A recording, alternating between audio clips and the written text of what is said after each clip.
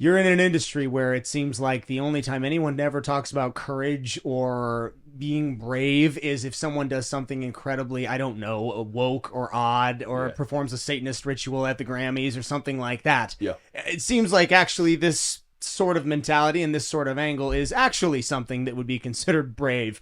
Yeah, right. Yeah, because I Yeah, mean, wild. do you find that now that you're in this circle of people that a lot of us don't really have that much interaction with, is it?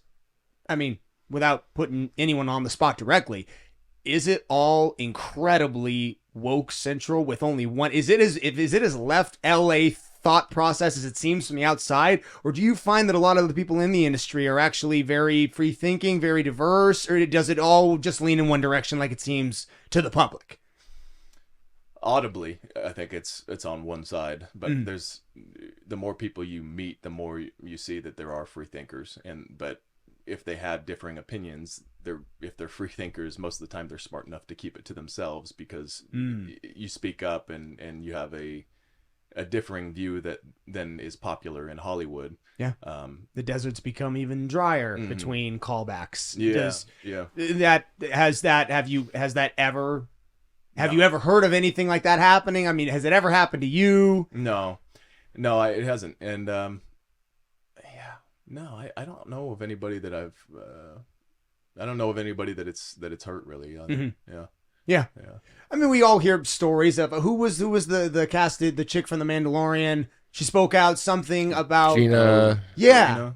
Karina? Gila Karina? Yeah, got kicked off The Mandalorian for saying something along the lines of "there's two sexes in the world" or something like that. Okay. And so, I mean, you're right. It's very evident that if you do speak out in the wrong way or on this wrong topic, you can be fired immediately. Yeah. And so I think it's important. I think it's pivotal that every industry have the ability for anybody to say what it is that they think. I mean, if we can't say what we think, we're no longer human beings. We are drones or slaves to whatever business that we're doing.